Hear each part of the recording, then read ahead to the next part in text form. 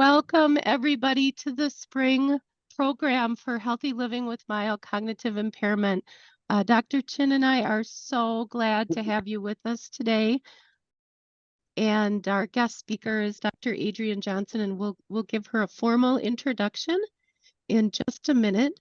But our icebreaker for today is tell me what dementia means to you in 10 words or less. So Dr. Johnson, I'm going to share some of the answers with you.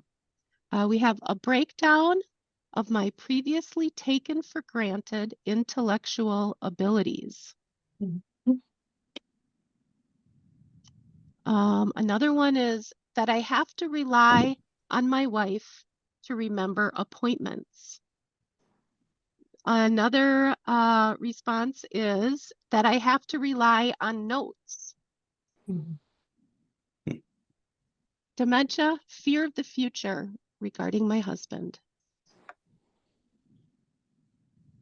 Dementia means loving my parents in a new way.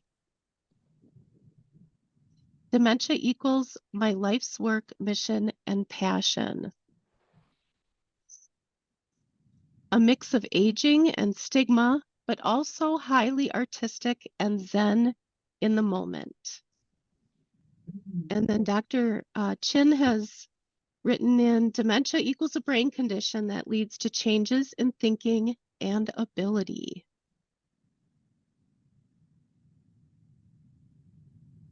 A memory loss, concerns about not being independent, fear of decision-making, future concerns, loss of previous enjoyed activities. We have some really good ones there for us to think about, Dr. Johnson. Yeah, these are great answers. So, do you want to move on to the next slide for us? Sure. We want to welcome our 6 host sites. So we have folks joining us from satellite locations across the state where they've gathered together. So some of you are joining us from your actual homes, and some of you are joining us from our satellite locations in Green Bay and Janesville, La Crosse, Mayville, Madison, and Watertown. So thank you all. Thank you to our host sites for creating the space for people to come together.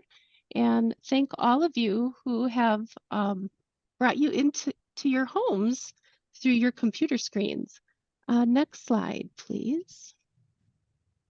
So I'm going to get us started by introducing you to our guest speaker. And then, Adrienne, before you get started, I'm just going to hand it off quick to Nate and see if he has any opening remarks he'd like to share with the group. So, Dr. Adrienne Johnson is a UW Health clinical health psychologist and an assistant professor in the Department of Medicine at the University of Wisconsin School of Medicine and Public Health. She cares for people who have medical conditions that affect their mental health, such as Alzheimer's disease, Parkinson's disease, and other neurocognitive disorders, which are conditions affecting skills linked to specific brain pathways. With a special clinical interest in both mild and major cognitive impairment, she helps patients understand their emotions and mood changes as they relate to a newly diagnosed health condition. With a patient-centered approach to care, she uses cognitive behavioral therapy and acceptance and commitment therapy to help patients manage their feelings and live a valued life. In addition to patient care, she conducts research looking at how cigarette smoking affects older adults' health and how smoking contributes to neurological disorders such as Alzheimer's disease and related dementias. She also studies health equity, with some of her research specifically focused on the African American population. And outside of work, Dr. Johnson enjoys spending time with her family and playing sports. And I would just like to add that she's one of our return guest speakers, And so we have a number of providers who have come in Right. and Can I turn spoken this to us down more a than little once. bit? So Now thank we you, have a hearing Dr. aid again. Johnson, for being with us. Very good. And Yeah. before I turn it over to you, Nate, do you want to I'll get it. welcome everybody? Yes, yes. And thank you everyone for joining us today. This is a very exciting session. We do enjoy having Adrienne Johnson come back. And I don't know if we have the recording of her earlier presentation, but if we do, hopefully we can direct you to that presentation, which was very important and very enlightening about smoking cessation, which is a part of Adrienne's research. But I did want to say, so Adrienne and I, so Dr. Johnson, I'll call her Adrienne going forward, but Adrienne and I work together at the UW Health Memory Clinic. And it's, it's really something special for her to be a part of our program. She didn't have to join the geriatric memory clinics. She really had the opportunity to go anywhere within the space of internal medicine, which is all adult medicine. And she specifically requested to be in a geriatric population as well. And I know people don't like that term, but in people who are older, 65 and older, as well as those who are experiencing thinking change. And that is, as we know, not an easy thing to talk about, but she took this challenge head on. And so she does some pretty incredible work in our memory clinic. And I always like to say, I know she's going to snicker, but the Mayo Clinic doesn't even have this opportunity. This is something that we in Madison are doing that others simply don't. And that's because there's not enough people like Dr. Johnson, like Adrienne, but she is working to create a system in which others may be able to follow in her footsteps so that we can have more access to health psychologists, which is slightly different than a neuropsychologist, which some of you may have experienced in a memory clinic. And so this topic is very important. This idea of, well, she'll go into it, but I do want to say that as we talk more and more about early identification, coming into, talking to your family and friends and your healthcare providers about changes, we are really fighting the stigma of memory change. But on the flip side of that, one of the fears that comes up is that we are now identifying with that change. And Dr. Johnson will talk about that. But one of the things I really want us to take away from this is that we are not our disease. It is certainly a part of our experience in living this life, but there's so many other things that make up our identity. And I think that will be a part of Adrienne's talk. I also just wanted to emphasize, and I do this in the research side, when we talk about biomarkers, we are not our results. We are not this diagnosis. That's a piece of us. So when a person walks into a room, it's not necessarily the mild cognitive impairment that's causing them to forget why that happened. It could be that they slept poorly. It could be they were paying attention to something else. They had just gotten into a fight. There's so many other things. And I think the power of knowing that is that we can help those other things too. And so, but it starts with being able to pause in that moment and not say that I am this disease. And so with that, I'll turn it over to Adrienne and let her, as the expert, explain all of this. And I'm looking forward to learning more from her. Thank you, Dr. Chin. That was a very kind introduction from you both. And Dr. Chin's just taking the whole talk away. He's saying a lot of things that I'm definitely going to discuss further. I asked the initial icebreaker question because I really wanted us to think about, what does dementia mean to you? And I use the word dementia purposefully instead of MCI because for a lot of people, that is the word that is very emotionally related. Sometimes it's Alzheimer's, dementia, and I'll talk about these definitions in a moment. But what I noticed from your guys' response is that there was a lot of emotion that was there, but also some stigma, as was discussed, and changing in functioning. And I think it's important that we talk about all of those pieces, because sometimes we focus solely on one. We focus solely on, oh, my functioning is changing, or solely on the stigma. What do people think of me? Or we focus solely on our emotions. How do I feel now? And really the focus of this talk is how to live a whole life, a full life. So I'm going to be talking to you today about you are more than your diagnosis, adapting to life with mild cognitive impairment. And just a little bit about myself. Some of this was already covered. I am a licensed clinical health psychologist in Wisconsin. So what that means is I work with people who are dealing with some sort of medical condition that is impacting their mood. And that could be impacting them in terms of feeling down or depressed, nervous or anxious, or a variety of other feelings. but it might just be impacting their quality of life. How are you dealing with this diagnosis? And I focus on working with people who are dealing with some sort of cognitive impairment. So that's why I'm here talking to you today. As mentioned as well, my research, which is actually 90% of my time, is focused on preventing dementia and helping people quit smoking and the link between that. So again, I specialize in working with cognitive issues, and I practice at UW Heath with Dr. Chin, who I'm very fortunate to work with.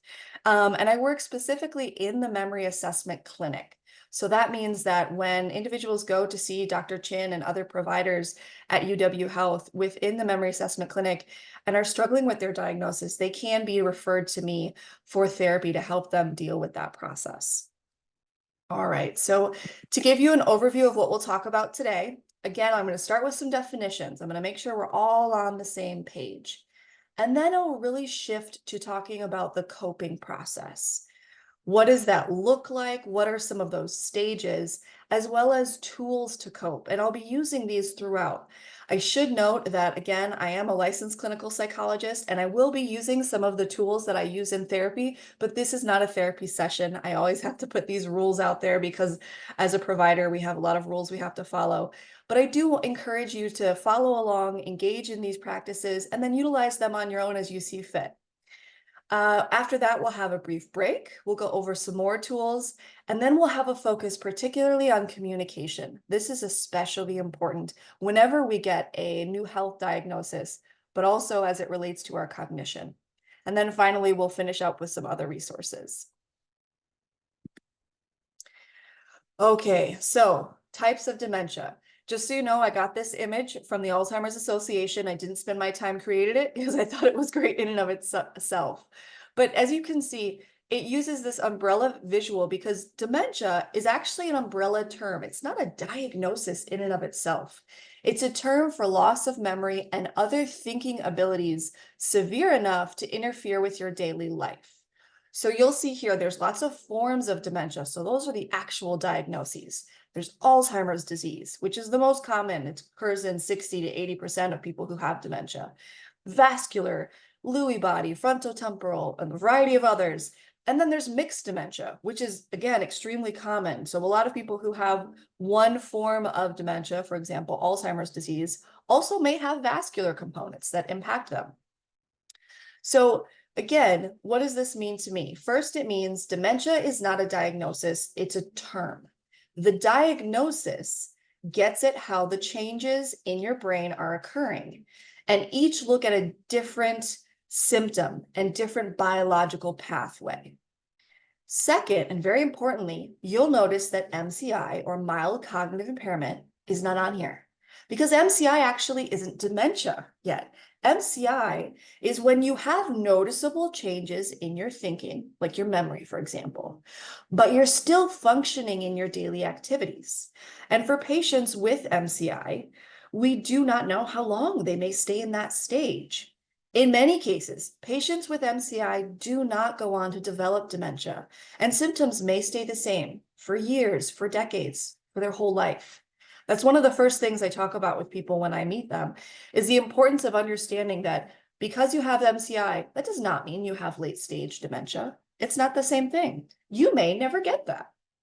What it does mean is that you have noticeable changes in your cognition. So before I go too far into that, I want to shift us now to the coping process. So what happens when we first get a diagnosis of mild cognitive impairment? Well, before this whole process, you or those close to you probably notice some changes in your thinking, and that's why you got tested, right? And then some strong emotions start to show. Here's a list of many emotions that we'll talk about today. This is not an all-inclusive list. There are many other emotions that may occur for you or for your loved ones or the people you work with. And you might also say, oh, this looks like the stages of grief. Well, in some ways, it's similar to the stages of grief. It's adapted from those stages, but it incorporates my experience from working with patients, but also incorporates theory from something called acceptance and commitment therapy. As Jen mentioned, that is one of the main forms of therapy I use with my patients, and it's got a lot of research to support it. So it focuses on the present moment. rather than going back to your childhood. It says, okay, what's going on now? And it also focuses on solutions. How can we get you to where you want to be? And how do our thoughts, our feelings, and our behaviors work together to impact our mood, to impact our quality of life, and to impact our thinking? It's important to note that the work I do with patients does not cure mild cognitive impairment, nor does it cure dementia. But what we focus on is trying to live a valued life, and also noting that with extreme emotional responses, such as diagnosable anxiety or depression, that can impact your cognition or your thinking. That can make it harder to remember. So when we can get those more in line, we can have some improvement in your immediate functioning. But again, the goal is not to say, well, you're going to come to me for therapy and then we won't have MCI. Unfortunately, I can't do that. As I always say to my patients, if I could, I'd be rich and I'd be retired, and I would have done it, I promise. So as I go through each emotion, I'm going to talk to you about coping skills that you can use. And most of these are from acceptance and commitment therapy that help you cope with these emotions or deal with them. So when I say cope, I don't mean get rid of. I mean experience and express in a healthy way so you can move on to what matters to you. It's really important that I highlight that.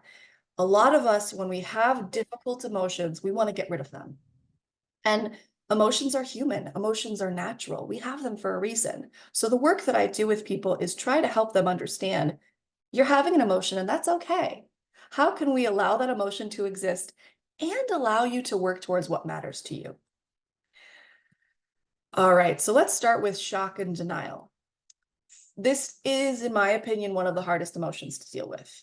Thankfully, education can help substantially with this. And another thing that really helps is how you talk to yourself.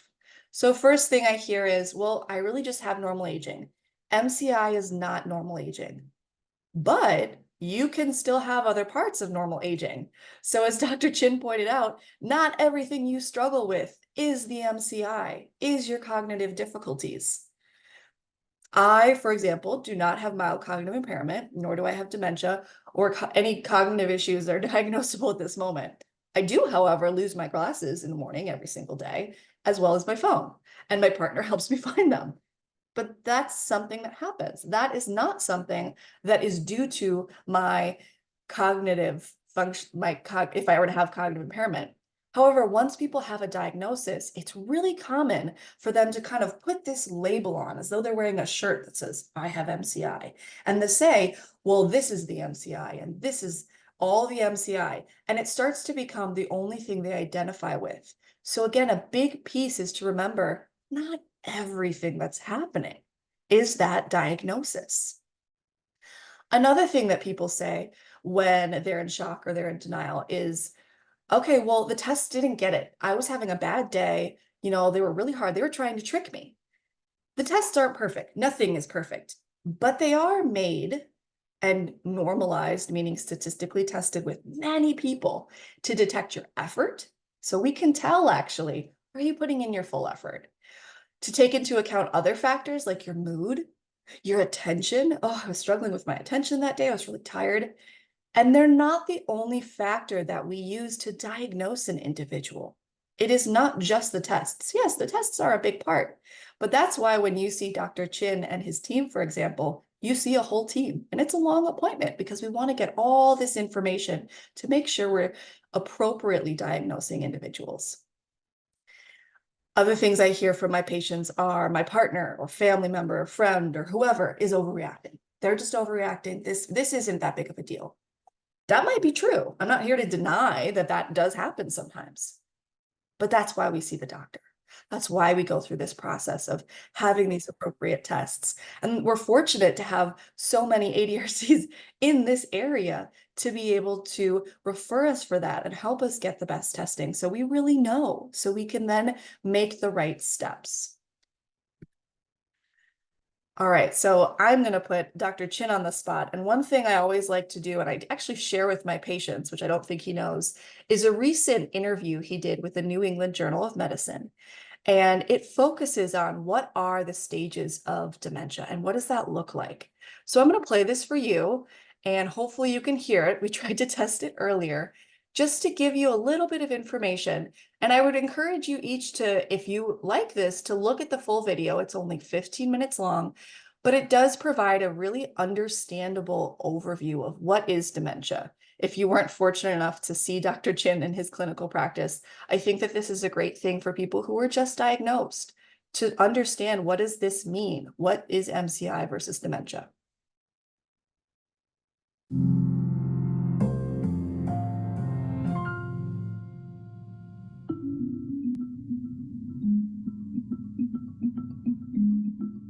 When it comes to cognitive diseases, everything is about function. Function is how we define the difference between mild cognitive impairment and dementia. So mild cognitive impairment was not a phrase that I had ever heard of once I was diagnosed with it. I was teaching at the time, and I was running into problems where I was forgetting what I was teaching. I went from being a CEO in finance and real estate to having a first grade level math equivalency. With mild cognitive impairment, you're having symptoms, but you're functionally independent.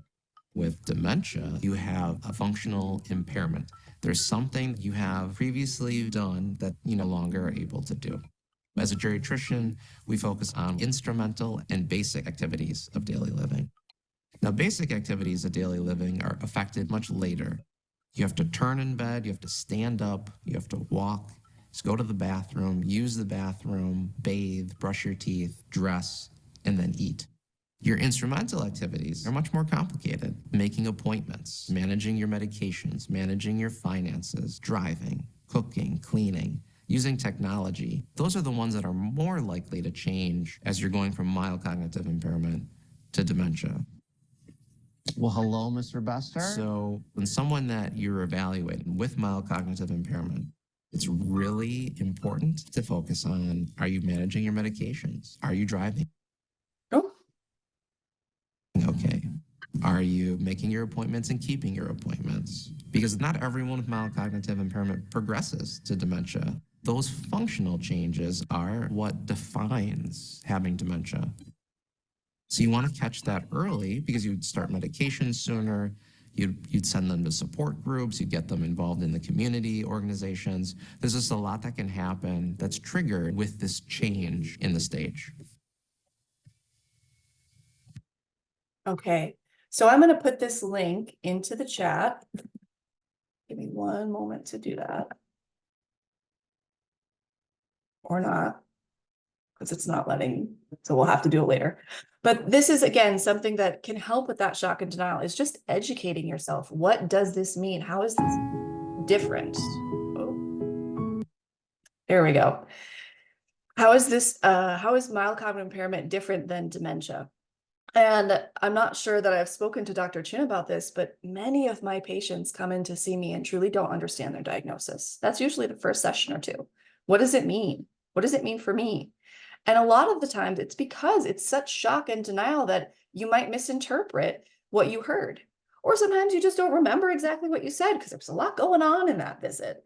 So it's important that we start with some education. Okay. So I mentioned that sometimes when people have a diagnosis of mild cognitive impairment or dementia, they feel as though they're wearing a big shirt that says, "This is me." And I kind of consider that when your diagnosis takes over, when you feel like that is me.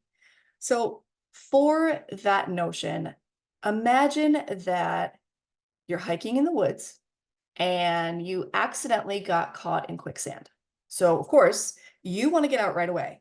But the more you try to get out, the more you dig, the further you sink. And as you get deeper, the more panics you get. You flail around and get deeper still. Now, the only way to escape quicksand is to create as much surface area as possible with your body.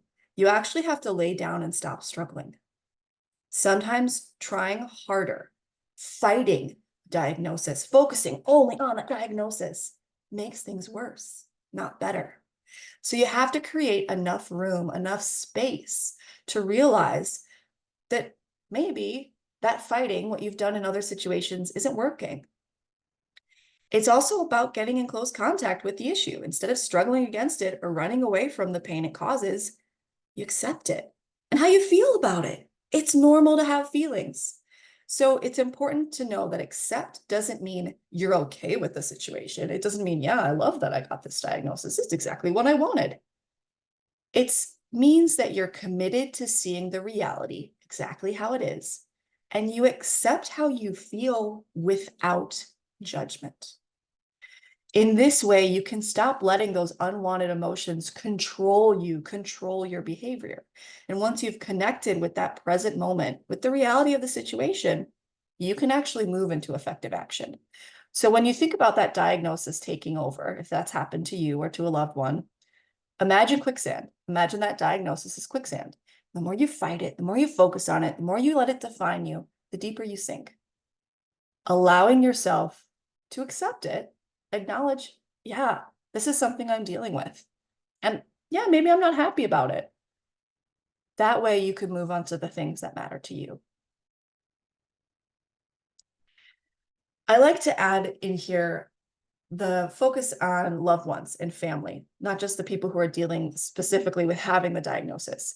Commonly, when I see patients, I see them with a caregiver, a loved one, a partner. And part of that is to sometimes help if there are any gaps in memory or difficulties in that. But really, the main reason is because this diagnosis does not occur in a vacuum. These experiences don't occur in a vacuum. And when you, as a person who has a diagnosis, are experiencing it, so does your loved one. But they're also commonly going through the same process. Shock and fear, shock and denial are really common. So the same processes that help you, as you're experiencing, can help them. Education. Okay, what does this really mean? What does this mean for me? What does this mean for my loved one?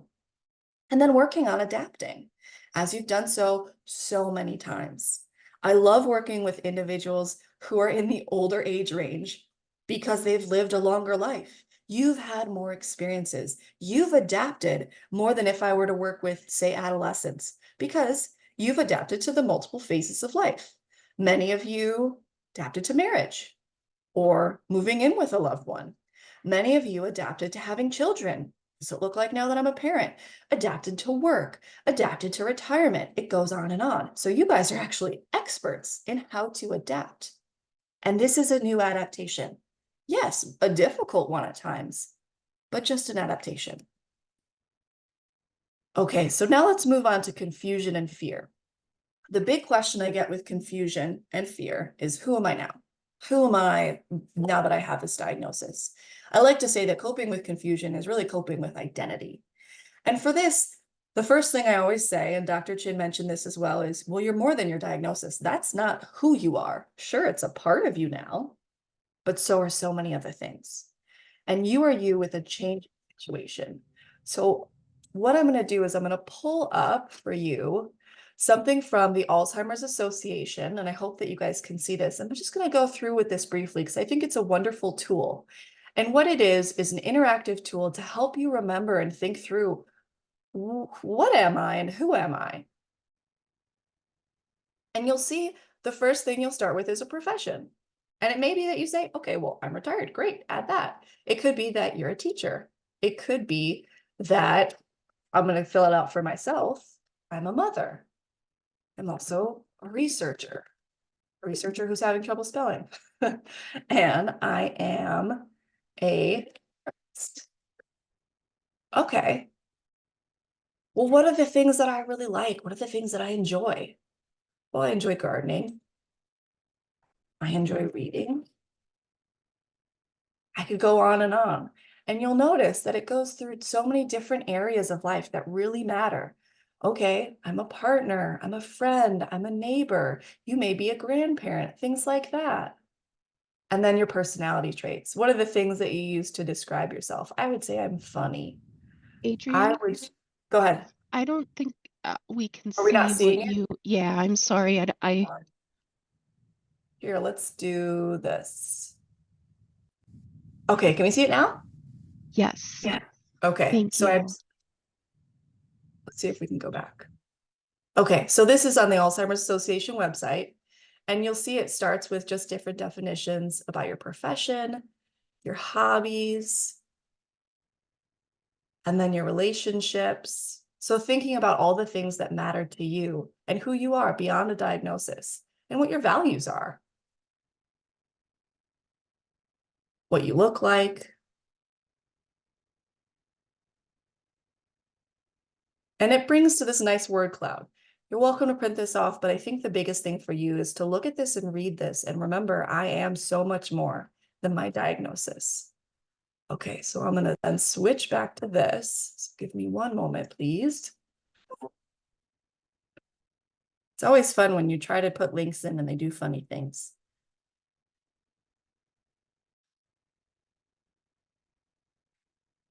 All right. Jennifer, can you confirm that it's just the slides and not my view? Yes, we're back to the slides again. Okay, great. So again, this is one tool that you can use, and I think it's a great one, but I think it's important for you to do this process for yourself, to think about who am I now with this diagnosis. And the other way that I like to think about this is in terms of the weather. So if you think about the weather, it's ever changing, right? It could be a sunny day, especially in Wisconsin. It could be all the things in the same day. It could be a sunny day and then a cloudy day and then a snowy day and then so many things. But what I want you to think about is you yourself are like the sky. And thoughts and feelings are like the weather. The weather is constantly changing, but no matter how bad it gets, the weather can't harm the sky. It can't take away that the sky is the sky.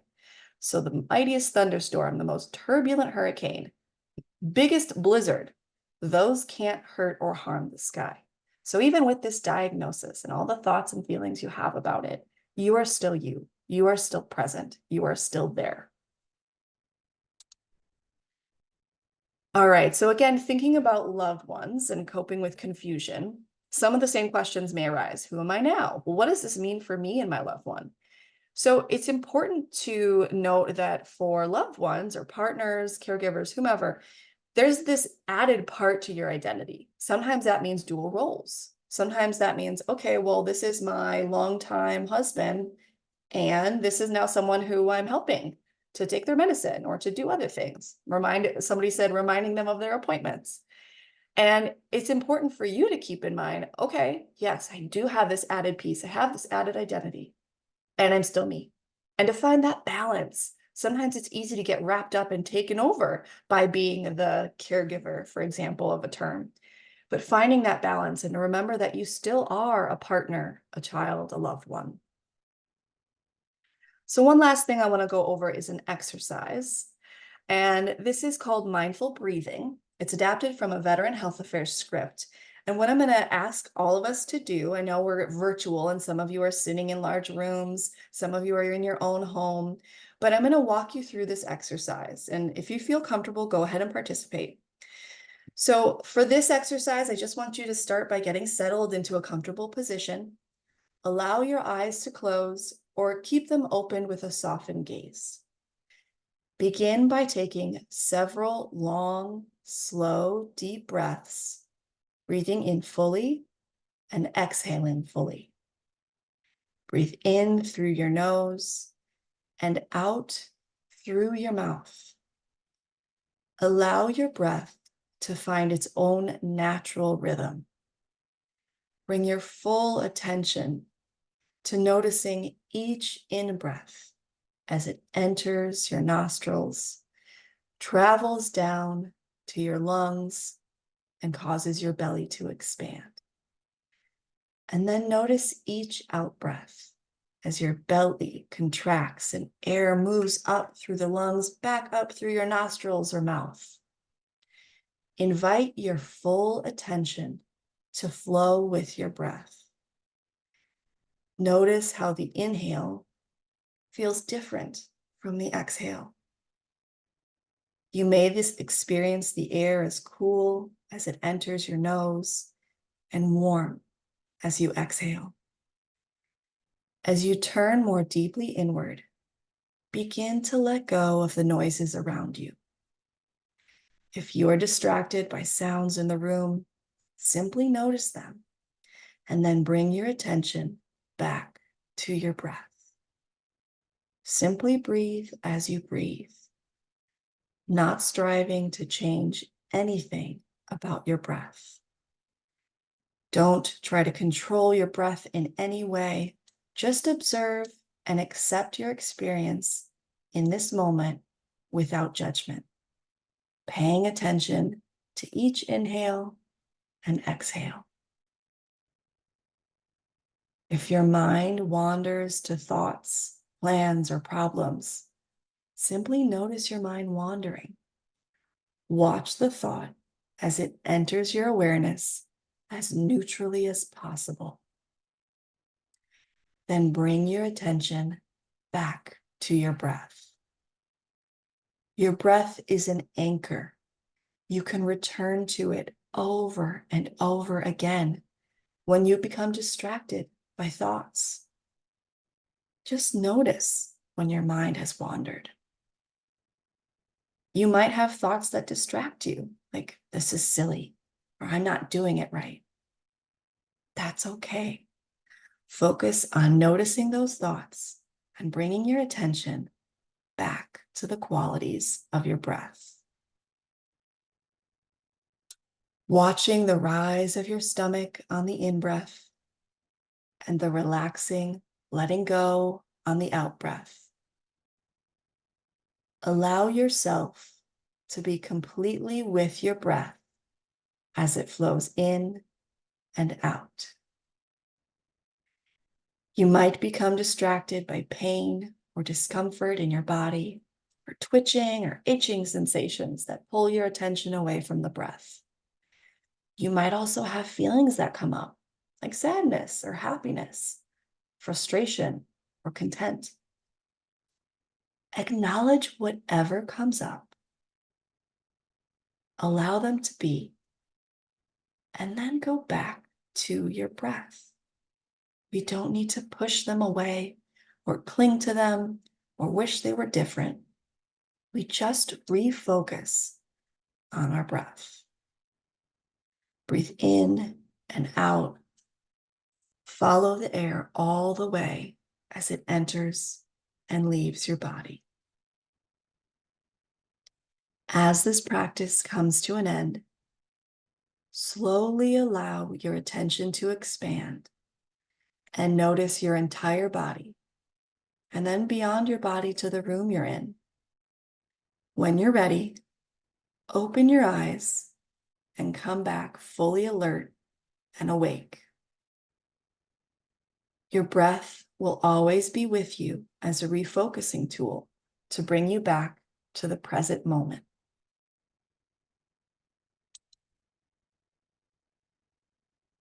So as we bring ourselves back, I'm going to shift to frustration.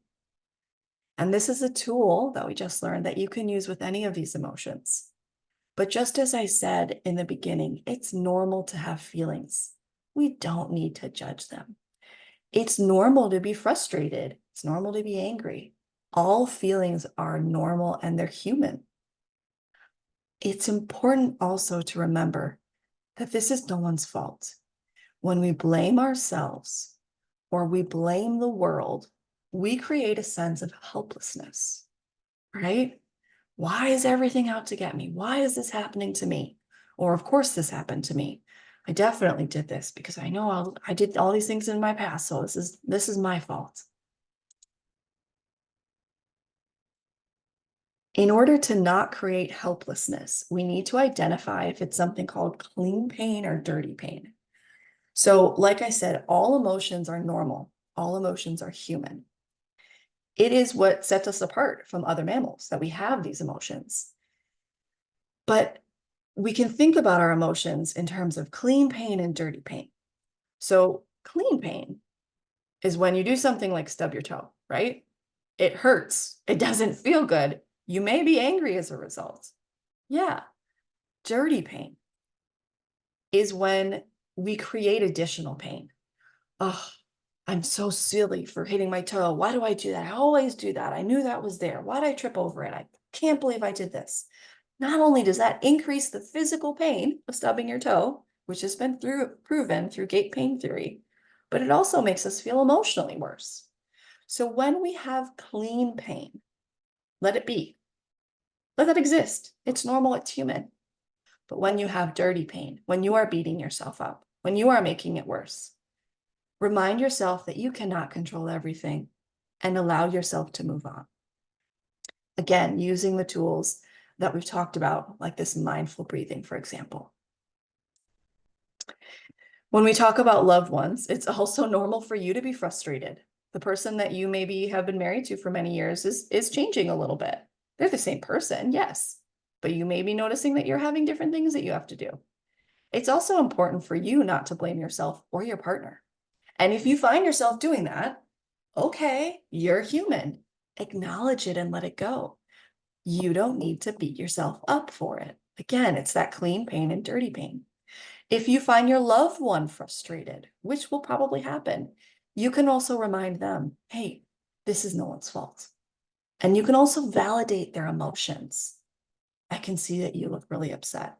Instead of saying, I can see you look really upset, just move on. You could say, I can see you look really upset. I just want to remind you it's no one's fault, and I'm here for you. So with that, I want to pause and I want to open up for any questions that you might have for me. And with that, I'm also going to stop sharing so I can actually see your faces. So give me one moment. And feel free to ask me any questions you might have. We do have a question. That was really great information, Adrian. Thanks. And so the first question, you hear me okay? I can.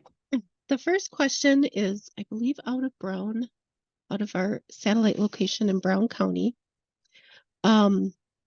If my MCI is due to a physical influence like a concussion, can it heal? And can it be improved through nutrition and exercise and those types of things? Well, I believe having an MCI from a concussion, more traumatic brain injury, is less common, but in some cases, symptoms from MCI can improve. I wouldn't say fully heal. More likely, they can stay the same. We know that diet and exercise can definitely help slow the progression, which is especially important. I want to make sure that I acknowledge I am not a medical doctor. I am a psychologist. So I'm going to swing that also to Dr. Chin to see if he has anything else to add. Thanks, Adrian. And it's a great question. And I think the field is still trying to understand, what does brain healing look like? What does it mean to improve the connections of brain cells, bring new brain cells back? And that can actually be done. So what I mean by that is there is this protein that's released in the brain called brain-derived neurotrophic factor, BDNF. And actually one of the greatest ways to release that protein is through aerobic exercise. And at least that's what's been studied. Potentially, weightlifting could do that as well, but we just don't have the evidence to say that right now. And so what that protein does, though, with a natural protein, is it improves the connections of brain cells. It actually leads to more brain cells growing, neurogenesis. And so there are things that we can do that might potentially lead to that healing, but it's unclear, how impactful they are, or what other factors are going to be important in that process. And so anytime there's an injury or something, it's best to make sure that that doesn't reoccur, or that there aren't other factors that are going to worsen that. And then do these things that hopefully will prove over time and will be meaningful to people as far as the brain actually improving in its ability to do it. I will also say what's really incredible about the brain is that how it works is through neural networks. And so brain cells, there's this expression of what fires together wires together. So the act of brushing your teeth, it's a whole system of millions of brain cells firing together to coordinate that. And so that there's a lot of redundancy to it. So if a part of the brain gets injured, it doesn't mean that other connections can't form and work around it. We know the brain is capable of doing that, but then that requires more training of the brain, more mental stimulation. And so even if we couldn't bring the brain cells back, there are ways that we can retrain the brain to be able to ultimately accomplish whatever our goal is. So there's a couple of mechanisms that, I think can be helpful. But as far as how much can we bring the brain back from certain injuries or disease? That's still to be determined. We certainly believe there are things that we should be able to do, but more studies will be needed for that. Thank you, Dr. Chin. Then we have another question out of Brown County. What are some supportive ways to shift someone out of dirty pain? That's a great question. That's a great question. So the first thing is to kindly acknowledge that this might be a dirty pain situation. So it's hard sometimes when you see a loved one hurting themselves, whether it be emotionally or physically, to not just be like, oh my God, stop it. But what that does is it increases judgment, and then that puts other people on the defense. So what we can do is kindly focus on the facts, focus on behavioral observations. What I would do if I saw a loved one using dirty pain, so talking to themselves in a negative way and making themselves feel worse, I would say, hi, I noticed that you're talking to yourself in the way that the doctor said wasn't really helpful, or that makes you feel worse. Did you notice that? And they may not have noticed. So give them the space to acknowledge, oh yeah, that's one of the times when we are so entrenched in our behaviors and we've done it for so long, it's hard to check ourselves. So sometimes the first thing you can do is kindly and supportively check them by pointing out the behavior. So the behavior is the talking that they're doing, okay? The next thing would be to say, if they're agreeing with you, hopefully, okay, well, what do you want to do about them? Again, give the power to them. Let them practice on changing this. We don't want to solely be the person who's always helping the other person do it. So you want to start by seeing if they can choose, well, what can I do? It might be, oh, you're right. Why don't I use that breathing technique? Or why don't I'll use this leaves on a stream technique later in the talk. Or it might be, hey, let me just go for a walk. But if they're not doing that, you could say, hey, we talked about this before. Do you want to do the breathing with me? And come in with them and join them. Let them join you. So it's not just, hey, you've got to fix this problem. Go fix it and do your homework. Could be, hey, I'm noticing this. I'm here to support. Could we do it together? The other thing that I've worked with a lot of individuals on is being kind to themselves. And again, I'll talk about this a little later in the talk, but it might be having kind mantras to give yourself. So a lot of times people have what are called hook thoughts, and those thoughts hook you. They catch you. You can't stop thinking about them. And sometimes, most of the time, they're pretty derogatory. They beat ourselves up. So it would be a shift in that hook thought. I am worthy. I am doing my best. And then allowing that mantra, that positive self-talk, to help shift you out of that dirty pain. So great question, and one that we'll also talk more about as this talk continues. Any other questions before we go for a break? If anybody would like to ask one live, you can just raise your hand and we'll take your question. Just as people are kind of thinking through. I was captivated by your quicksand analogy, Dr. Johnson, because one of the I don't know if it's a mantra or not, but here in the office, we have a quicksand analogy that we are not going to let each other get stuck in the quicksand. And so I think just this idea that when you're thinking about these cognitive changes, it's really easy to get stuck, and to have your people, really taking some time to understand like really what's happening to you through this, and then building each other up so nobody gets stuck. I think that was such a vivid analogy for me. And how do we help each other not get stuck in the Tell some quicksand? therapists I've worked in your office before if you're using this. We're going to take one more question. I just had to tell. Oh, I think Adrian answered this. Adrian, do you just want to quick speak to the Sure. The question So there that's was in the chat? a really good question, and then we which can I go to break.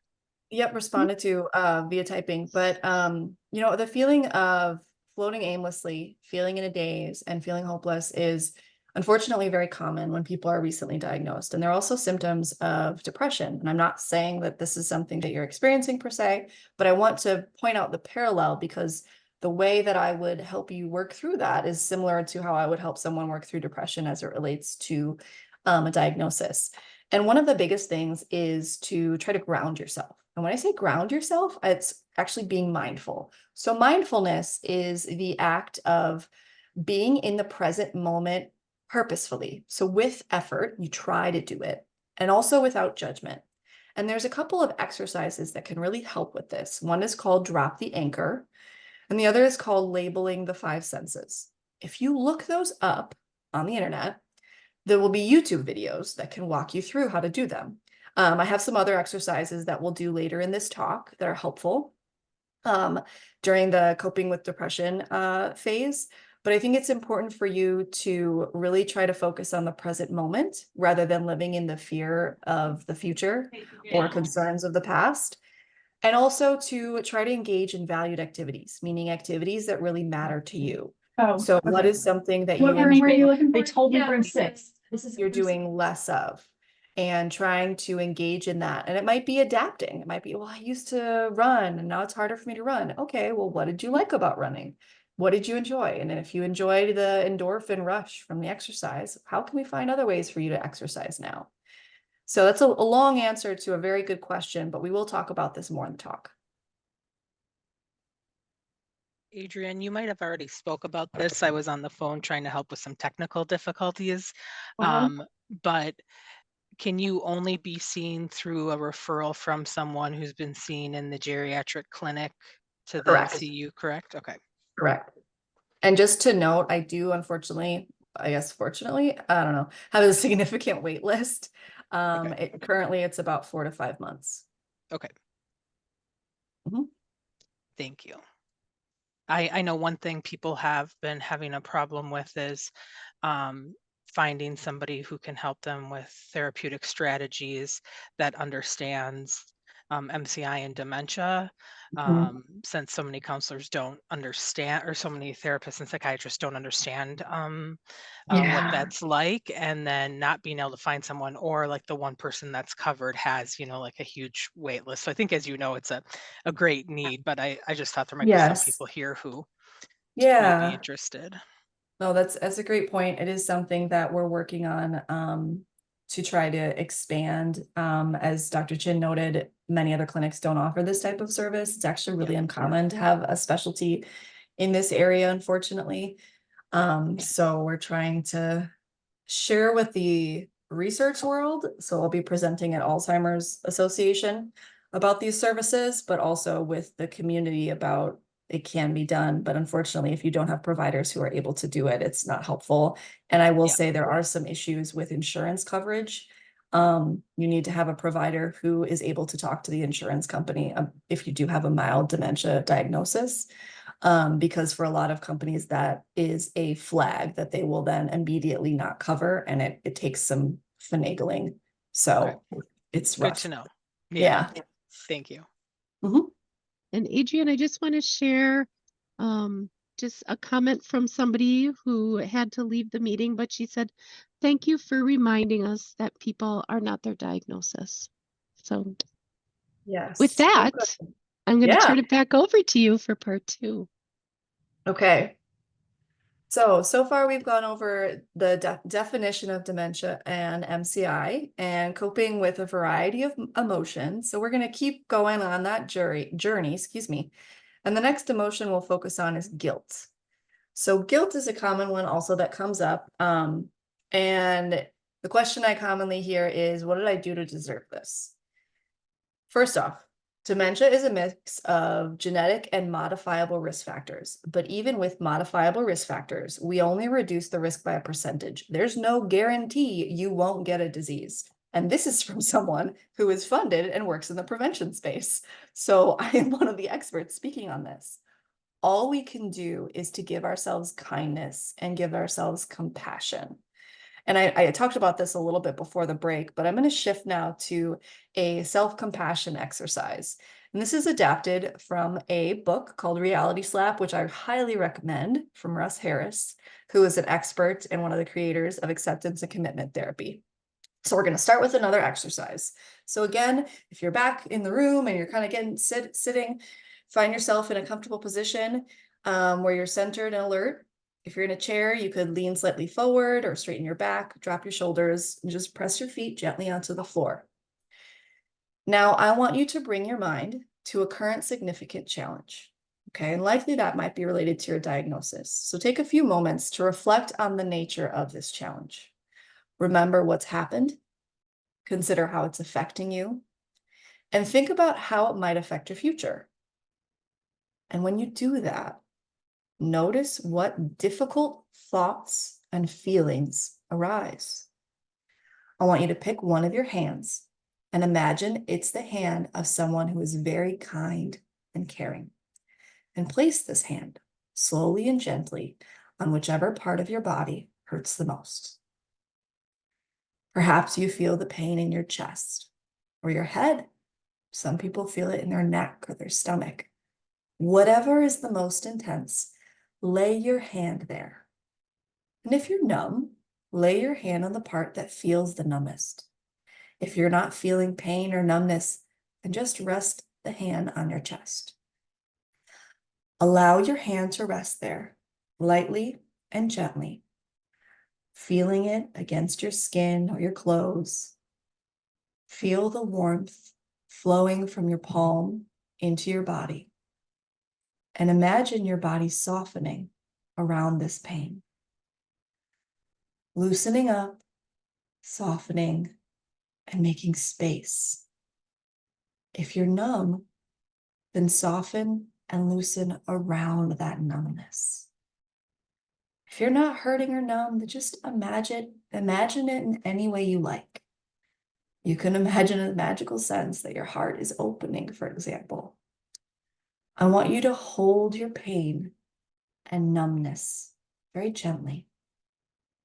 Hold it as if it's a crying baby or a whimpering puppy or a priceless work of art.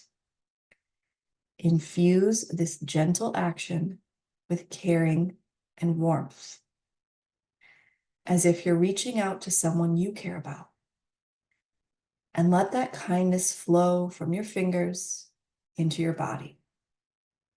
Now use both of your hands in one kind gesture. Place one hand on your chest and the other on your stomach, both on your chest, and just let them rest there, holding yourself kindly. Take as long as you need to sit in this manner, connecting with yourself, caring for yourself, contributing comfort and support. Continue this for as little or as long as you wish. It could just be 5 seconds. It could be 5 minutes. It doesn't matter. It's the spirit of kindness that counts when you make this gesture, not the duration of it. Take a breath in that moment, holding yourself with kindness. When you're ready, slowly bring yourself back to this moment, back to this room, back to this talk.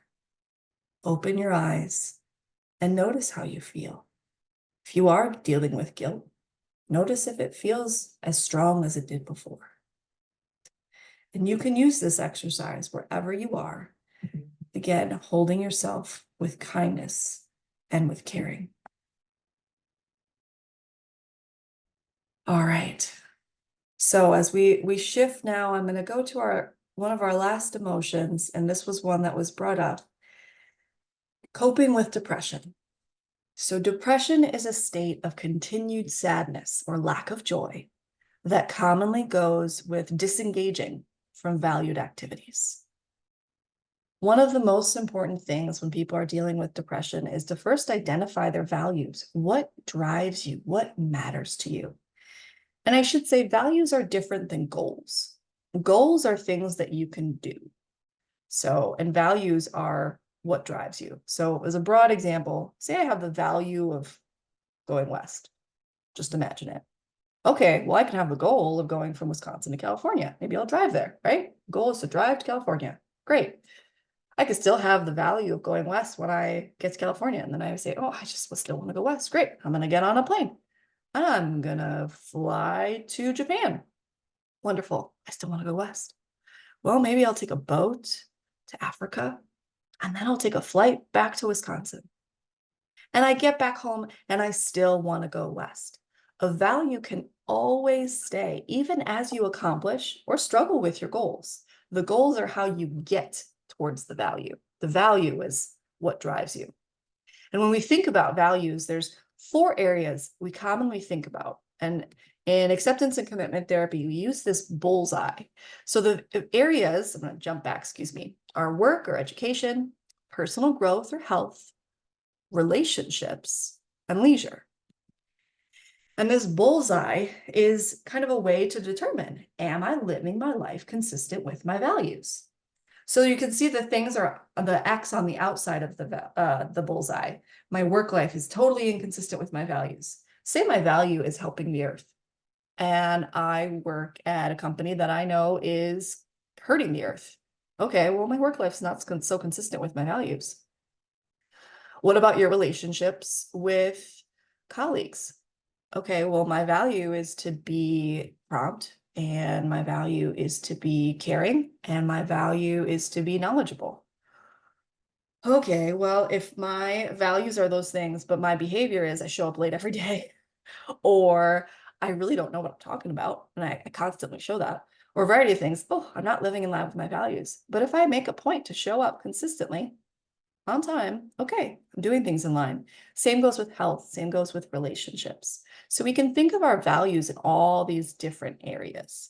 And this is an activity I commonly ask my patients to do, especially as they're recently diagnosed, because it's a way to help remember that you are more than just your diagnosis.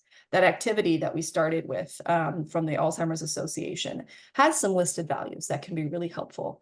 But thinking about, well, what are some of the things that I like to do, which are goals or activities? And then from that, asking yourself, well, why do I like to do this? If I go fishing, I really like to go fishing. Why do I like it? Well, I like to be one with nature. Or I like to catch big fish. Great. I love big accomplishments. Those are the values. The goal that you have is go fishing more. So now that you've identified your values, the next thing is to make a plan to do more that are in line, more things that are in line with your values.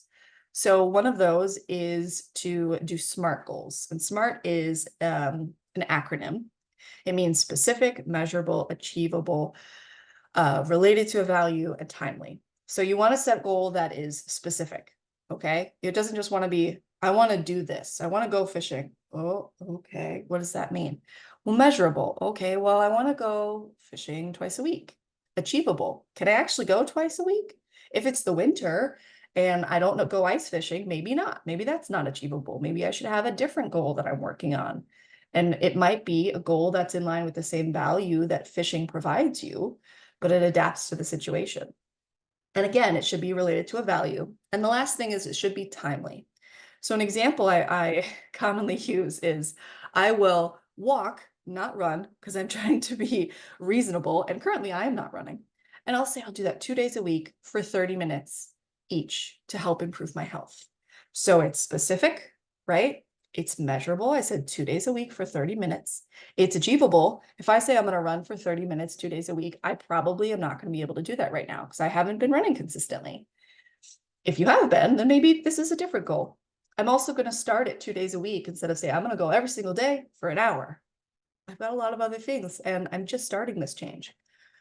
I want to make sure it relates to a value, so my overall health, and that it's timely in the next week, in the next 2 weeks. So those are how we increase our valued activities. But the next part I mentioned earlier is our hook thoughts, our thoughts. So we started with behaviors and now we're shifting to thoughts. So a hook thought is a thought that hooks you. Simple enough, right? It's a thought that catches you, that you can't let go. It's one that shows up over and over again. And it might look a little different, but commonly there's an underlying thought that's pretty consistent.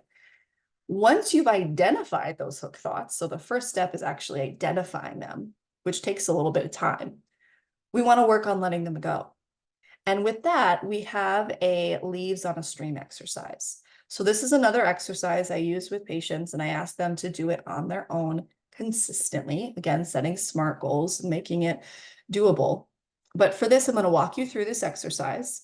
And I'd like you to have to sit again in a comfortable or lay, however you are, with your feet flat on the floor, or if you're laying down, I want your arms and legs uncrossed and your hands on your lap.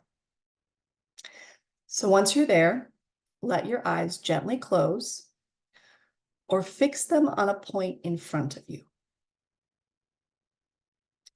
Take a couple of gentle breaths in and out. Notice the sound and feel of your own breath as you breathe in and out. Now, I'd like you to imagine that you're standing by the bank of a gently flowing stream, watching the water flow. Imagine feeling the ground beneath you, the sound of the water flowing past, and the way the stream looks as you watch it. Imagine that there are leaves from the trees of all different shapes, sizes, and colors floating past on the stream. And you're just watching these float on that stream. This is all you need to do for now. Start to become aware of your thoughts and feelings and sensations. Each time you notice a thought, feeling, or sensation, imagine placing it on a leaf and letting it float downstream.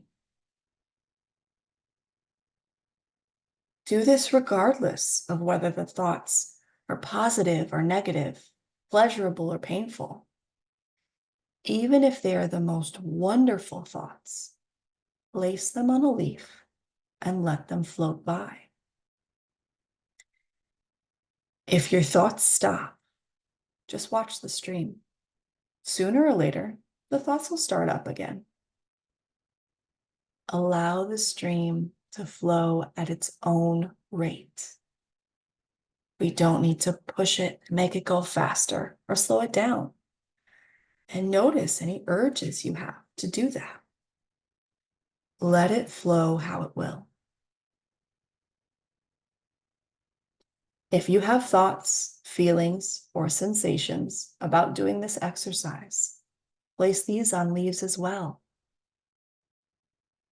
If a leaf gets stuck or won't go away, let it hang around.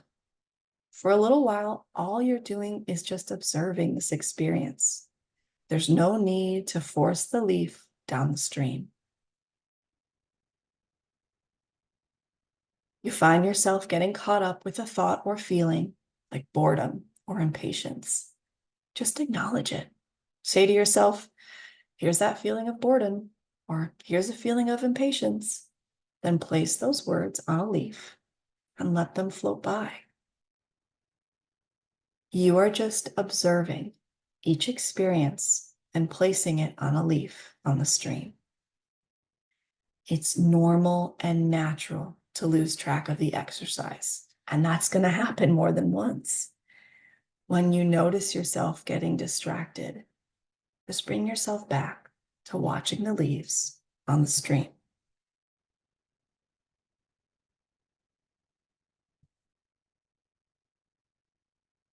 Notice the stream and place any thoughts, feelings, or sensations on the leaves and let them gently float downstream.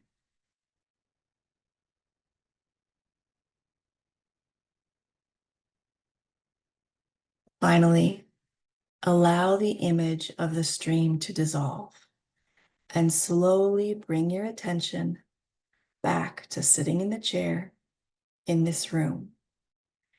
Gently open your eyes and notice what you can see and hear. Push your feet into the floor and stretch. Just notice stretching and welcome yourself back to this moment. Our last feeling we'll discuss is acceptance. Acceptance is what we are striving for. But it's important to know you will continue to strive for it. You will have it in moments and not in others. It is the value, but we're going to keep working towards it. Acceptance is not giving up. It's not letting in. It's allowing yourself to live your best life in the context of all the things that are going on. Your diagnosis, the world as it is, the weather, everything. There's so many positive and difficult things we all deal with. And by accepting them, we allow ourselves to live a valued life.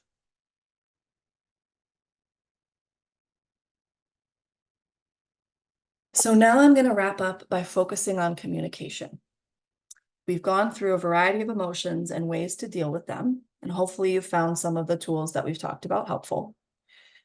But the last thing I focus on with my patients is communication, because you've functionally entered a different stage of life. I talked about all the stages that maybe you've been through before, but with any big change, adaptations need to be made.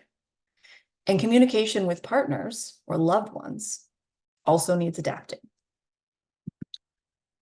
So first thing I commonly say is to ask for support when you need it, but clarify how you want it. If you say, hey, I need help with this, the person's going to help how they think to best help, because they don't know how to read your mind. They don't know exactly how you want it. So if you want help a certain way, it may be saying things a certain way. It may be helping me start the cooking, but not finishing it all for me. That's okay. If you want help in terms of breaking down what are the tasks so you can tackle them one at a time, that's okay. But you need to clarify how you want that help. And try not to note, if this is for our partners or loved ones, try not to note if someone said that already. Remember, I told you this 20 minutes ago, is the phrase I hear so often. And it's the phrase that somebody who's dealing with cognitive changes always cringes or rolls their eyes at. They don't remember. If they did, they wouldn't ask you. And by reminding them, it's not helping them remember. I know the intention is very likely, but I want to help them. I want to help them get that memory back. That's not how we do it. Instead, kindly tell them, yep, it's this. If you find yourself feeling frustrated from repeating yourself multiple times, again, acknowledge that frustration. Work through that with some of the skills that we talked about earlier. The biggest thing is to validate emotions and trying not to belittle our loved ones. So I can tell that this is really frustrating you. I'm sorry it's so hard is much more helpful than, I know it's hard, but you have to deal with it. We all have to deal with it, right? Many of us, many of you were raised in the pull yourselves up by the bootstrap era. In a lot of ways, that's served you well. In some ways, it makes it hard to acknowledge that feelings are normal, feelings are natural, and sometimes we just need to let them exist. We don't need to just deal with it and move on. We need to say, hey, I hear you. I hear that it's hard. And we know that that person will get through it. But for now, I just want to acknowledge it's hard. That does worlds of help. I can't tell you how much of my job is to validate emotions. Not validate emotions and then tell them how to do it. Validate emotions and then correct them. Just validate. Just that. Other communication skills that many of you are probably already doing: shorter lists of directions. More than 2 to 3 steps can be overwhelming. And we don't always realize how many steps are in the things that we do, right? Cooking is a great example. Okay, well, if I'm cooking and I'm planning the meal, first got to figure out what food I need to get or what food's in the fridge. And then I've got to figure out, well, okay, what can I make out of this food? And then I've got to figure out, what do I have to cook first? Oh, I've got to figure out how I have to prep it, how long I have to do it. And do you see how this can add up and add up and add up?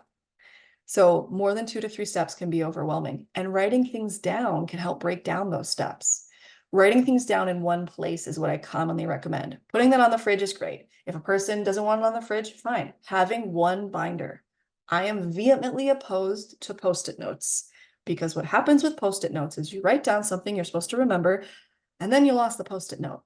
So not only did you lose what you were supposed to remember, but you lost the reminder of it. Having one place for all the things to write down really helps in keeping that with you.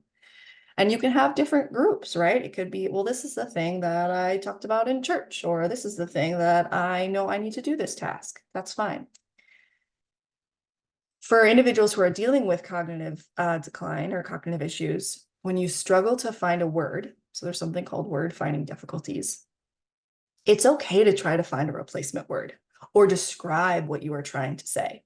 I can guarantee you that having that exact word isn't as important as continuing the conversation. Conversations are actually about connection.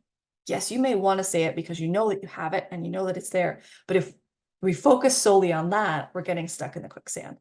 We're making it worse. It's actually going to make your word finding a lot harder if you keep focusing on that. Versus if you try to find a replacement word or describe it, right? If you're describing a chair and you can't find the word for the chair, oh, okay, this, you can point to it, or you sit on it and the other person can get what you're saying and they can still follow along and have that connection. And last but not least, to support yourself as well. This is both for people who are dealing with cognitive difficulties, but also those who are loved ones of people dealing with it. Take your space when you need it. You are best when you are whole. So allowing yourself that space so you can be there to help your loved one. That's important and that's valued and that's worthwhile. So the last thing I will leave you with is a communication skill called Dear Man. This is from dialectical behavioral therapy. It's a skill that I usually shorten in my sessions because there's a lot of words to remember, but I'm going to use the whole one today and then you can shorten it in the future for yourself. So Dear Man is a way to communicate what you want to say. So the first thing is to describe the current situation. So, okay, when this happens, when you talk to me this way, when you pick this up for me, stick to the facts, okay? Stick to the behaviors. Tell the person exactly what you're reacting to. So you're kind of bringing them into your mindset because they don't know. Then express your feelings or opinions about the situations. We can't assume that our loved one knows how we feel. Even though you may have been with someone for 50, 60, 70 years, that doesn't mean they can read your mind. And also you're going through an adaptation. So just as you've had to adapt to kind of your shorthand before, you're adapting now. So this is a way to help. Once they've adapted, yeah, you may not have to use these skills as much, but right now it's helpful to do it. So express those feelings and then assert yourself by asking what you want or saying no. Don't assume that others are going to figure out what you want. Remember, they cannot read your mind. This next one is important. Reinforce, which means reward. Reward the person ahead of time, so to speak, by explaining positive effects of getting what you want. When you say it to me this way, I really feel loved and supported, and it makes me want to be around you more often. If necessary, also clarify the negative consequences of not getting what you need. When you don't do this, I feel like you don't care about me. I feel like I don't know what I'm doing, whatever that is. So reinforce this point. But also be mindful, okay? So keep your focus on your goals, maintain your position, try not to get distracted. It's easy when you're having this type of conversation, which is a conversation about miscommunication. So sometimes it can feel difficult. It's easy to get distracted and then say, well, you always do this. You always do this, and then go and keep going into different things. Focus on this exact offense, this exact thing. Just keep replaying that same thing. If the other person's getting frustrated, ignore it. Focus back on what you're doing, okay? Do not respond to distractions or attacks or whatever it might be. Just make your point. That's what you're trying to do. And try to appear confident, okay? Effective. Use confident voice, physical tone. I say this to my children all the time, and I don't mean that to belittle individuals, but I always say, use your big voice, use your big girl, big boy, whatever voice, instead of your, oh, da, da, da, da, da. I'm sorry, I can't hear that. The other person doesn't know what you're saying. They don't know that it really is important. Make good eye contact. Try not to whisper or stare at the floor or retreat, to walk away. And last but not least, negotiate. Be willing to give and get. So if you ask for something and the person says, that's really hard for me, this is why this is hard, then say, oh, okay, well, where can we meet in the middle? Maybe reduce your request. Maybe say no, but offer something else. But focus on what will work. This isn't about getting your way. This is about finding a way to communicate what you need and finding a way to work towards that. And last but not least, we have telling others about your diagnosis. So because it didn't work last time, I'm gonna stop sharing this. Okay, hopefully you're seeing this website, Jennifer. Okay. So this is again from the Alzheimer's Association, and I really think it's important that I highlight that there are many of these tools available. We just don't commonly know that they exist or where to find them. So that's why I'm pointing them out. For telling others about your diagnosis, it is your choice. It is totally your choice. What it does, though, it allows others to support you. It allows others to show that they love, that they care about you, and you're still you. So when I look at this website, it kind of talks about some of these things, right? Why tell? Well, because they can support you. It's normal to experience discomfort, all those things. And it goes into this, deciding who to tell. So I will say, whenever I talk about this with my patients, and I will say most of my patients have this concern. I don't want everyone to know. I don't want to tell everybody. Okay, again, it's your choice. If I had a medical condition, and it's important to point out that this medical diagnosis is not visible. It is not one that you can see. So it really is your choice, whether you share it with others or not, versus physical issues kind of show up. So for example, if I was dealing with cancer and I was going through chemotherapy, you would notice the physical signs commonly. I may look more white or pale skin, excuse me, and I may have sunken eyes. I may have lost hair if it's later stage of chemotherapy as a result of dealing with that. But not everyone can see what's going on with you. And at the same time, I wouldn't tell everyone. I'm not going to go up to the postman and be like, hey, so this is going on. Like, maybe if I'm really good friends with them and I really want them to know, sure, that's my choice. But I don't need to tell everyone. You decide who you want to tell and why. And then you can think about, how do I tell them? And one of the things that's really helpful is practicing this, practicing it with a loved one, practicing with a therapist, because it can be really hard to get certain words out. When I work with a lot of people, saying MCI, saying mild cognitive impairment, saying dementia, saying Alzheimer's is extremely hard in the beginning. That makes sense. There's a lot of emotion related to it. One of the goals we work towards is being able to say and accept those words as just words. They are just words. You are more than that. But there are things you're dealing with as a result of it. And if you want to share that with others so they can be there to support you, you can. So how to do that, practicing that. And then there's on this website some tips from people who have done this, and then what to maybe expect. You might get different responses. Sometimes you're going to have some responses that are not great. I wish that wasn't the case, but it's important that you acknowledge that and decide if you want to tell people knowing that. Sometimes you're going to have responses that are better than you ever expected. You may have people who say, oh yeah, I have a family member who's experiencing that. Thank you so much for telling me. Is it helpful when I do this or not? And they actually start to ask your buy-in. But it's important that you remember it is your choice. It allows others to support you and that you are still you, no matter what. You are more than your diagnosis. All right, so I'm going to stop sharing this and then jump back to my main slides.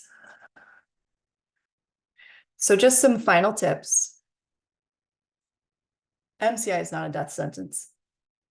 Dementia is not a death sentence. People can have really strong feelings. Feelings are normal. We got to work through them. Not get rid of them, work through them. It's important that we support independence as much as possible, right? A person is still a person. They are not their disease. It may be then certain things are harder, and anyone might need help in certain areas, but as much as we can, supporting independence is extremely important. And to continue to live a valued life. You have a legacy. You have done so much. Keep doing that. You can do it in different ways. It may look different, but you can do it and adapt to new ways of coping. We've talked about some of those today. Definitely not all of them. I did try to put as many as I could into an hour presentation, but I will say there's many, many more. And seek support from trained professionals, therapists. I'm a therapist, for example. There are therapists with different backgrounds. I'm a clinical health psychologist. There's also therapists who are marriage and family therapists. There are therapists who are, there's so many, I can't even name them all. But talk to therapists, talking to speech language pathologists. They can help so much. They're very good at helping with communication difficulties you might experience, whether that be with your partner and how do I talk about this, or loved ones, or whether it be how do I find the word and how do I deal with these difficulties of producing words that I didn't have before. Dementia specialists know what they're talking about. Many of them are on the call, and I just want to thank you for all the work that you do because you guys are making a huge difference. Geriatricians, medical professionals, excuse me, MDs who work specifically with older adults, but also know about aging, know what it looks like. That's not something that is covered in detail for everyone in medical school. So these people have gone to further education and understanding that. Psychiatrists are really helpful. I know it's confusing, but psychiatrists are different than psychologists. It's only a couple letter difference. Psychiatrists can prescribe. They can prescribe medications, especially helpful for mental health medication management as it relates to other medications you might be taking. Some psychiatrists also do therapy. They're especially good at medication management.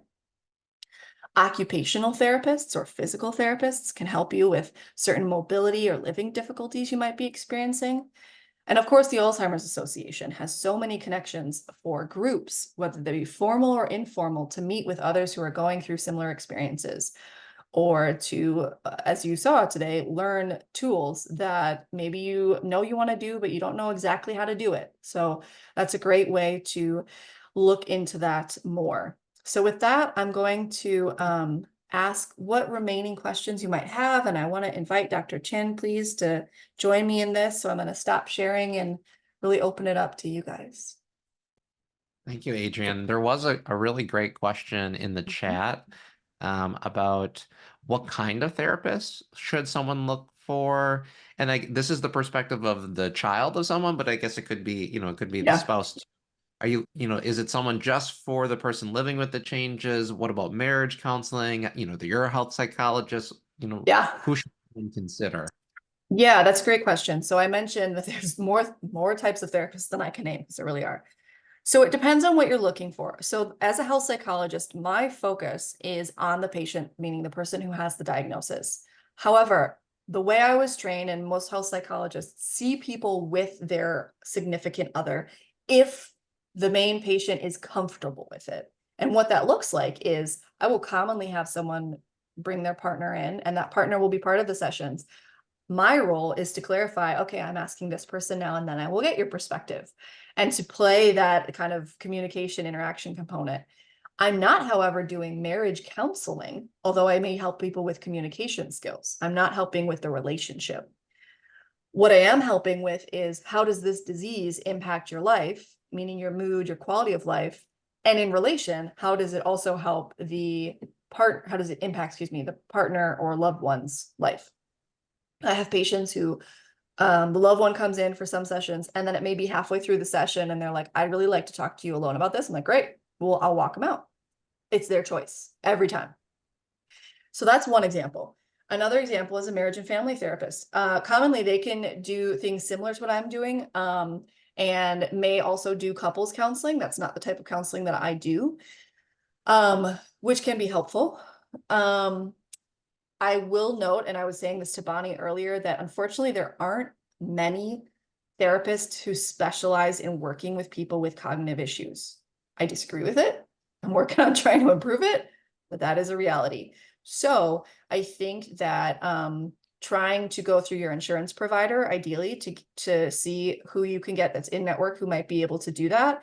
I know that, for example, at UW Heath, the majority of our providers actually screen out for cognitive impairment. So I'm one of the few people who sees patients who have these issues. And I also know that there's some issues with insurance coverage as it relates to providing therapy for people with cognitive impairment. It's not because it doesn't work. It's because there's just not been a history of it. And people who pay bills don't do the services very commonly. So there's kind of a disconnect there. In terms of other types of therapists, there's geriatric psychologists who also can do similar work to what I do. I know within the VA, especially Veterans Affairs, there are a lot of geriatric psychologists commonly and health psychologists because of the comorbid conditions that tend to occur in the veteran population. So if you are connected or you are a veteran, that might be a good place to look as well. Trying to think of other options. There's a variety of different choices. It just depends on what you're looking for. I would also add it's also dependent on what's available, right? Because there's a limited access to these. And so in our clinic, or I should say at UW Health, there are trained social workers who there are different types of social workers as well. There's some that are experts in resources and connecting people to resources, and then there are those that actually go through clinical counseling. And so there are social workers throughout our program at UW that can do counseling and therapy. But again, as Adrian said, they're not necessarily experts in cognition. But also, then I would add, the speech therapists are great, a great resource, and they can talk about communication. They may not be able to do the counseling like marriage counseling, but they can add to this idea of helping with communication strategies. And I actually will make referrals for a one-time visit, usually just for that specific topic of how can we help with communication between a husband and wife, or even siblings as they go through thinking changes. So there's no single answer, which is frustrating, but at the same time also empowering that there's other ways of getting the help we need. And so, but I would start with asking what's even available within your network, within your program, your insurance, your health institution, and then you can go broader. But going broader likely means paying out of pocket for it too. So before Dr. Chin covers question, I'm going to jump to the Dawn method really quick. So just so you know, I just looked it up because I'm not immediately familiar with it. I mean, the words I'm hearing sound consistent with the type of work that I would do, but it trains families and caregivers. So it's not as though you're working with a therapist specifically, it's training you, the person dealing with it, and your loved one to how to best support that person. And in looking at it briefly, again, this is the first time I'm looking, it does sound something that's very beneficial. It also sounds very similar to the DICE method, which is something that was created by Dr. Walasek, who's a psychiatrist here at UW-Madison, and has been shown to be very effective. I know this is from Alabama, it looks like, and seems similar and very beneficial. So on first glance, looks good. I can't like endorse it fully because I don't know that much about it, but what I'm seeing looks positive. I hadn't heard of it either, but they sure have a nice website. They I'll take a do. look. Yeah. And then to get, so there was a great question about, well, how can we overcome the biological changes happening in the brain? And so there's a great question. There are two proteins that we think of specifically for Alzheimer's disease. There's this protein of amyloid, which happens outside of brain cells and actually affects communication of these neural networks in the brain cells. And then there's a second protein called tau, which happens inside of the brain cell. And that actually, as you can think of it, causes the brain cell to just not work. And actually, we see a closer relationship to the second protein of tau and a person's actual experience of symptoms. That doesn't mean that amyloid isn't contributing, but when we think about the biology, at least as we're trying to time things, that second protein happens to be even more impactful. It's harder to address the second protein because it's inside of the brain cell. And that's why these other ideas of strengthening connections of other healthy brain cells, keeping the brain cells that are healthy as possible, are still going to be very important when we think about resilience. But what I was saying, as far as how do we work with even the amyloid protein, is, well, if we just even disregarded the biological changes of amyloid and tau, and we just said to ourselves, we know we have millions and billions of healthy brain cells, how can we keep them functioning the best possible? And sort of think, we try to avoid the idea of that our brains are a machine, but for this case example, let's just say it's a machine. We want to keep it well-oiled, well running. And so in this regard, it is challenging the brain so that it never feels like it's just sort of, it's this idea of use it or lose it. So keeping that brain stimulated, it doesn't have to be incredibly stimulated. It's just this idea of learning and somewhat challenging. And so for some people that, like, if you lose the ability, let's say, of using your right hand to brush your teeth, it is actually training your brain to do it with the left hand. And there's a lot of good stroke evidence. And actually, Dr. Johnson probably knows this better than me, that you are able to overcome that by pushing your brain in a different way, sort of circumventing that area that is weaker.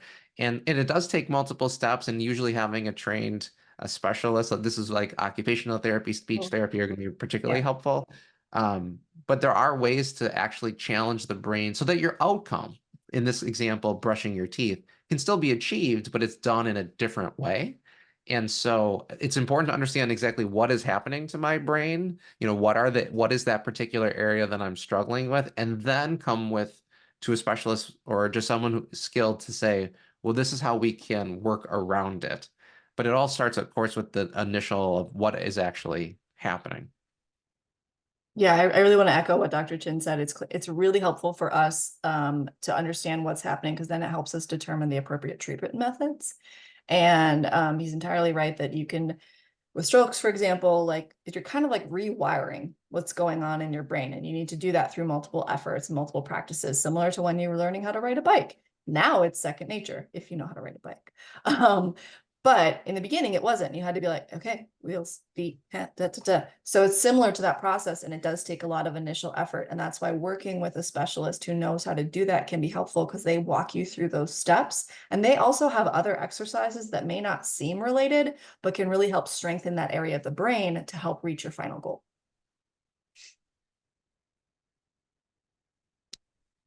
Looks like Question about supplements, and this is always a great question to address at all of these sessions. There's not evidence to support supplementation to improve the brain function when a person's already adequately at a nutritional level. And I will say most experts will say if you can get your quote like nutrients, minerals through food, that is better. And I think most people would agree with that. So that's why there's such an emphasis on a healthy diet. We talk about the MIND diet, and we do have, if Bonnie or Jen could put a link into one of those videos. Food is obviously going to be the most valuable and impactful since it's the most natural.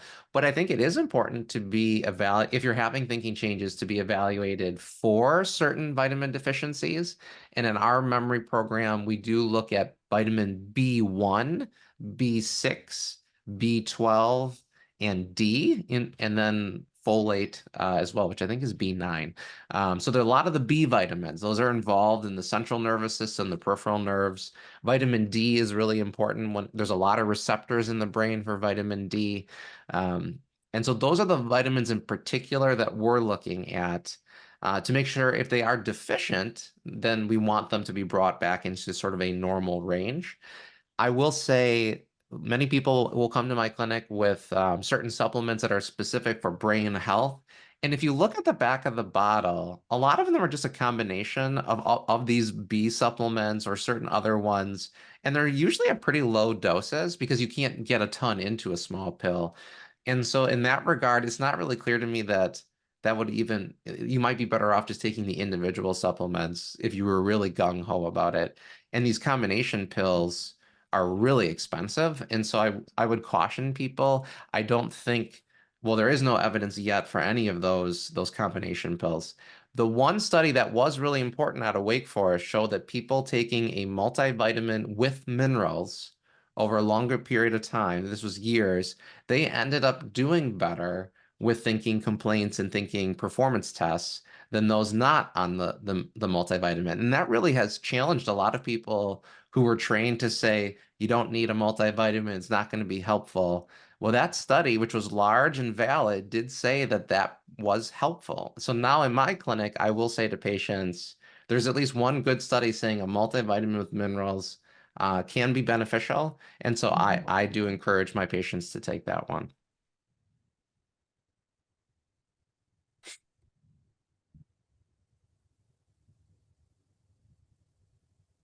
Awesome. Thank you.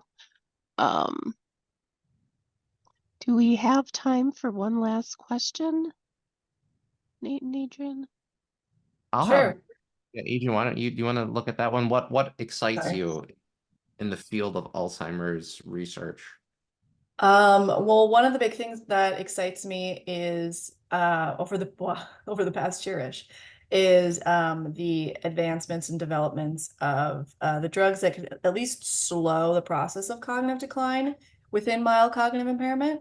Because functionally that can give you 6 to 8 more months, not years, of similar cognitive functioning. I think that's really exciting. Personally, I'm also extremely excited about the greater focus on modifiable risk factors. So those are behaviors that you can do in order to prevent cognitive decline. As I mentioned earlier, I focus a lot on cigarette smoking and helping older adults to quit, because that's an area that unfortunately is less studied in this realm, despite epidemiological studies saying that's really important. But I think the growing interest on how can we prevent, because unfortunately we don't have any medications that can fully treat. We have medications that can delay, which is huge. We didn't 2 years ago. But I think that's something I'm really, really excited for. And I echo that. That would be my excitement too. Well, we are at the end of our time, and I just want to thank you, Adrian, for such a great presentation that is so person-centered and really helps provide some solid tools to help people continue, as you say, to live a valued life. So thank you for sharing everything. We are going to send the handouts of Dr. Johnson's presentation to everybody later today. So keep an eye out for those. The recording will be uploaded to our Healthy Living with MCI webpage. So keep an eye out for that. It'll usually takes about a month to get through the full process of editing. So, but once that is ready, Adrian's presentation will be available online. So to wrap us up today, I just want to thank everybody for joining us. I specifically want to thank our host sites, the Aging and Disability Resource Centers of Brown County, Dodge County, Jefferson County, La Crosse County, and Rock County. You can find more information about the Aging and Disability Resource Centers. They are available all across Wisconsin. If you don't know what these centers do for you, I highly encourage you to look up where your county location is available to you, and you can find it at the dhs.wisconsin.gov/ADRC link. Next slide, please, Adrian. I also want to thank the Madison Senior Center for their support as well, and link to information about them can be found at cityofmadison.com/senior-center. Next slide. And then we have some upcoming events to keep on your radar. We want you to save the date for Tuesday, September 10th for the Alzheimer's Disease Research Center's signature event, Fall Community Conversation. You can learn more about that at the link on the slide. And then also on September 4th will be our fall program for Healthy Living with MCI, and we'll be going over vascular risk factors with Dr. Cynthia Carlson. Next slide. And then, of course, we cannot leave our conversation today without talking about Dr. Chin's Dementia Matters podcast. I put a link into the chat with one of his episodes, and so did Bonnie, related to the MIND diet. So that was done, I think, just this past month. So feel free to click on that link and learn more. He talks with folks from all sorts of different disciplines, all related to issues with related to neurocognitive diseases. Next slide. And then, of course, stay tuned to our headlines, our monthly e-newsletter. If you are not signed up for that and would like to do that, the link is available there for you to subscribe. Next slide. And then if you are interested in volunteering for any particular research studies, you can go to our website to learn more about that. I believe that's one of our last slides. So we want to thank you for coming today. When we send you out the follow-up information, you will receive a link to complete a survey. We would really, really, really like you to take the time to do that. It shouldn't take too long, but completing those surveys helps us know how we are doing. And so we would really appreciate it if you took some time. So that's a wrap for today's presentation. Adrian, thank you again. Great presentation, great contact. Thanks for And having me. you are so, so welcome. And we'll see everybody again in September. Have a great weekend and take care.